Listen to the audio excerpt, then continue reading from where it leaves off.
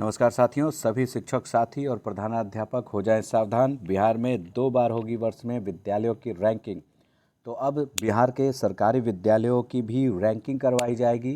महत्वाकांक्षी आइडिया है ये। डॉक्टर एस सिद्धार्थ, अपर मुख्य सचिव बिहार सरकार शिक्षा विभाग का, क्या उनकी मंशा है, क्यों यह काम वो करवाना चाहते हैं, ये सब कुछ समझने का प्रयास करेंगे उस पत्र के माध्यम से जो उन्होंने निकाला है इस संबंध में। आइए उस पत्र को समझ लेते हैं। किन आधारों पर विद्यालयों की आखिर रैंकिंग करवाई जाएगी और किस प्रकार से वो रैंकिंग दी जाएगी, सब कुछ उस पत्र में स्पष्ट है। आइए देखते हैं।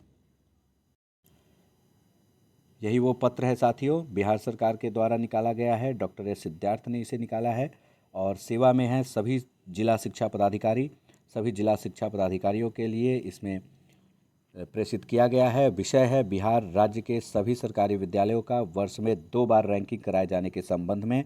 महाशय, उपयुक्त विषय के संबंध में कहना है कि शिक्षा विभाग बिहार सरकार राज्य के सभी सरकारी विद्यालयों में शिक्षा की गुणवत्ता सुनिश्चित करने के लिए पहला जो काम है वो है शिक्षा की गुणवत्ता सुनिश्चित करना एवं विद्यार्थियों के समग्र विकास हेतु प्रतिबद्ध है। लक्ष्य बिहार सरकार का इसमें स्पष्ट कर दिया गया। इस संबंध में विद्यालयों में शिक्षकों की महत्वपूर्ण भूमिका बच्चों के समग्र विकास को सकारात्मक दिशा प्रदान करती है।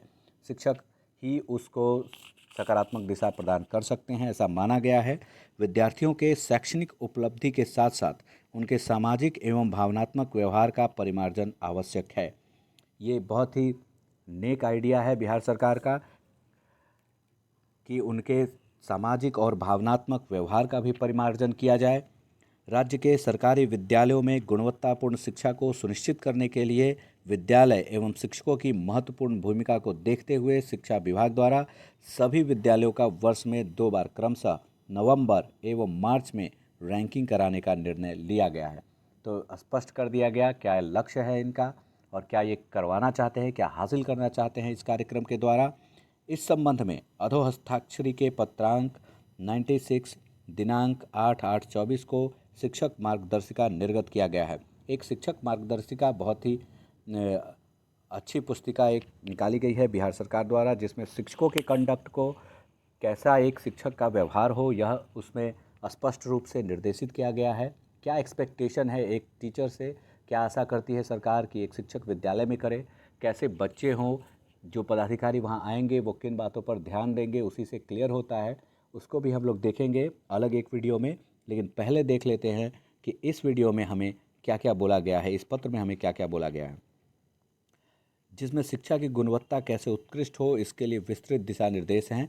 उसी क्रम में विद्यालयों की रैंकिंग के लिए प्राथमिक, मध्य तथा माध्यमिक, उच्च माध्यमिक विद्यालयों के लिए अलग अलग रैंकिंग के लिए प्रपत्र तैयार किए गए हैं, जिसमें विद्यालयों में संचालित विभिन्न गतिविधियों यथा शिक्षण और अधिगम, संसाधन उपयोग, साफ सफाई, स्वच्छता, शिकायत निवारण, सह शैक्षिक गतिविधियां इत्यादि के लिए भारांक तय किए गए हैं। ये सब हेडिंग्स हैं जिनके अंदर उन लोगों के लिए अंक दिए गए हैं, नंबर दिया जाएगा उस पर, किस किस चीज़ पे नंबर दिया जाएगा, शैक्षिक गतिविधियों पर, सह शैक्षिक गतिविधियों पर और साफ सफाई पर, स्वच्छता पर और शिकायत निवारण जैसे उसमें बनाए गए हैं हेडिंग और उन पे भारांक तय किए गए हैं। इनका कुल योग 100 होगा।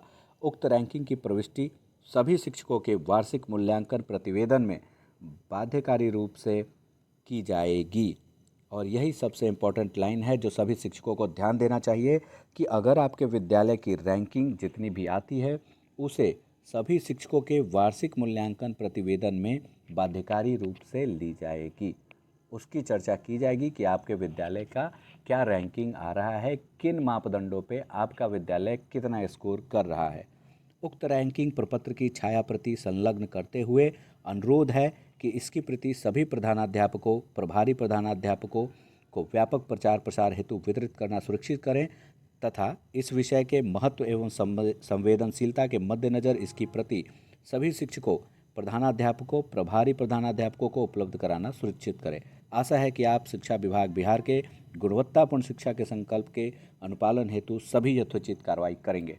तो इसके प्रचार प्रसार के लिए निर्देशित किया है डॉक्टर एस सिद्धार्थ ने सभी को, और इसका प्रचार प्रसार जरूरी भी है, आवश्यक भी है। हम लोग भी इसमें लगे हुए हैं। तो देखते हैं कि क्या है बिहार में सरकारी प्राथमिक मध्य विद्यालयों की रैंकिंग की रूपरेखा। आखिर वहीं से बात पता चलेगी कि हमें क्या तैयारी करनी होगी अपने विद्यालय में और कैसे सजा के रखना होगा ताकि हमें अंक अच्छे आएँ और हमारे वार्षिक मूल्यांकन प्रतिवेदन में उसका जिक्र होना है, तो ये बहुत ही आवश्यक हो जाता है। पहला जो अवलोकन का क्षेत्र है वो देख लीजिए, शिक्षण और अधिगम है। शिक्षण और अधिगम के लिए भारांक तय किया गया है, 60 अंक इसके मिलेंगे। और इसमें देख लीजिए अर्धवार्षिक परीक्षा, वार्षिक परीक्षा में औसत अंक इस पे 20, मासिक जांच परीक्षा में औसत अंक इसमें 10 अंक, पिछले 3 माह में छात्रों की औसत उपस्थिति का भी जिक्र होगा और इसके लिए 10 अंक दिए जाएंगे। पिछले 3 माह में शिक्षकों की औसत उपस्थिति की बात होगी और इसके लिए भी 10 अंक निर्धारित किए गए हैं। छात्रों के क्लास वर्क, होमवर्क, वर्कशीट की नियमित जांच होती है या नहीं, इसके लिए 5 अंक निर्धारित किए गए हैं। विद्यालय अवधि के उपरांत सहायक कक्षाएं यानी मिशन दक्ष ली जाती है कि नहीं, इसके लिए भी 3 अंक दिए जाएंगे। और नियमित रूप से शिक्षक अभिभावक संगोष्ठी का आयोजन होता है या नहीं, इसके लिए 2 अंक। कुल मिलाकर 60 अंक शिक्षण और अधिगम पर। तो देख लेने वाली बात यह है कि किस किस कौन कौन सा वो एरिया है जिसको टिक करना है, कौन कौन सी वो क्षेत्र हैं जिसमें हमें काम करने की आवश्यकता है। इन सब लोगों का भारांक है, इन सब लोगों का अपना महत्व है जिस पर हमारी रैंकिंग की जाएगी। अगला जो हेडिंग है वो है साफ़ सफाई और स्वच्छता। इस पे क्या क्या देखा जाएगा, आइए देख लेते हैं। अच्छी तरह से तैयार, जैसे कटे नाखून, सवरे बाल, साफ स्वच्छ पोशाक युक्त छात्र।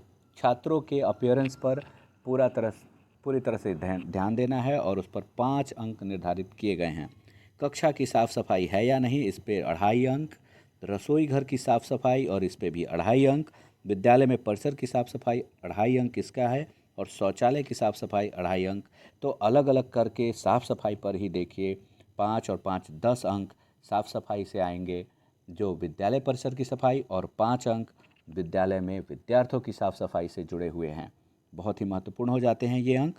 और संसाधन उपयोग नामक जो है उसमें 12 अंक संसाधन उपयोग के नाम पर हैं। और जब भी हमारे यहाँ रैंकिंग करने वाली टीम आएगी तो इन सारे विषयों पे हमसे पूछेगी, चर्चा करेगी, खुद भी देखेगी और उसी आधार पर नंबर हमें प्रदान करेगी। वो नंबर हमारा रैंक तय करेगा। तो देख लेते हैं संसाधन उपयोग की क्या क्या इसके लिए विषय हैं। सभी नामांकित छात्रों के लिए बेंच डेस्क की उपलब्धता, ये 2 अंक। नामांकित छात्रों के अनुपात में कक्षा की उपलब्धता, ये 2 अंक। कक्षा वर्ग कक्ष है कि नहीं, बेंच डेस्क हैं कि नहीं। रनिंग वाटर जलापूर्ति की व्यवस्था, ओवरहेड टैंक की कार्यात्मक स्थिति क्या है।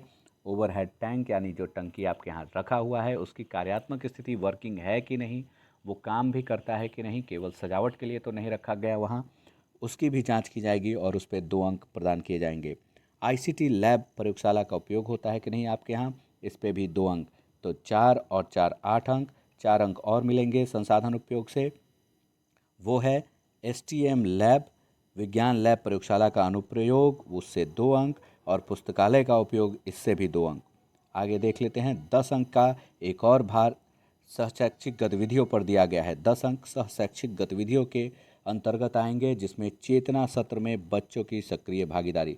सहशैक्षिक गतिविधियां हैं तो इसमें सबसे पहला है, टॉप प्रायोरिटी दी जा रही है चेतना सत्र में बच्चों की सक्रिय भागीदारी। योग, व्यायाम और खेल नियमित रूप से आयोजित किए जाते हैं या नहीं, इस पे 2 अंक निर्धारित किए गए हैं। संगीत, नृत्य, चित्रकला आदि गतिविधियां नियमित रूप से आयोजित की जाती हैं कि नहीं, ये 2 नंबर इस पे। और स्वास्थ्य जांच, आयरन की गोलियां, आँखों की जांच आदि कार्यक्रम, जो स्वास्थ्य कार्यक्रम चलाए जाते हैं, विभिन्न तरह की गोलियां हम लोग खिलाते हैं, कृमिनाशक और फोलिक एसिड की, तो इन सब लोगों की जांच की जाएगी और इस पे 2 अंक। संस्कृति कार्यक्रम और खेल दिवस के लिए वार्षिक दिवस अगर आपके यहाँ मनाया जाता है या आप नहीं मनाते हैं, इस पर 2 अंक निर्धारित किए गए हैं। अगला जो है वो है शिकायत निवारण। शिकायत निवारण, कोई शिकायत है बच्चों की या किसी अभिभावक की, उसके लिए कमांड एंड कंट्रोल सेंटर में प्राप्त शिकायतों का समाधान। कमांड एंड कंट्रोल सेंटर में कोई शिकायत गया है, उसका समाधान हुआ है या नहीं, यह बात देखी जाएगी और इस पर 3 अंक निर्धारित किए गए हैं। और इन सब का योग होता है कुल 100 अंक जो आप देख रहे हैं। और इस पे मैट्रिक्स के सहारे जितने आपके अंक आएंगे उससे अंक बिठाए जाएंगे। ग्रेड ए उन लोगों को प्रदान किया जाएगा जिनका अंक 85 से 100 की रेंज में होगा और इन्हें स्टार रेटिंग भी दी जाएगी। 5 स्टार इनके लिए निर्धारित किए गए हैं। वहीं ए ग्रेड मिलेगा 75 से 84 अंक वालों को और इनको स्टार रेटिंग में 4 स्टार मिलेंगे। बी ग्रेड मिलेगा 50 से 74 वालों का और इनका 3 स्टार निर्धारित किया गया है। सी 25 से 49 नंबर और ये 2 स्टार, और डी जो सबसे ख़राब है वो 0 से 24 तक है इसका रेंज और 1 स्टार। आशा है एकदम नहीं आना चाहिए, यहाँ पे 5 स्टार रेटिंग तो लेनी ही लेनी चाहिए। सभी विद्यालयों के शिक्षकों, प्रभारी प्रधानाध्यापकों की यह बिल्कुल इसको मिशन मोड में लें और अपने विद्यालय की रैंकिंग बेहतर रखें, उनके लिए स्टार रेटिंग अच्छी लें, ताकि बिल्कुल जो हम लोगों का कार्य है और जो वार्षिक प्रतिवेदन है वो बिल्कुल चमकता रहे। इन्हीं सब शुभकामनाओं के साथ आज के इस वीडियो को समाप्त करते हैं। धन्यवाद।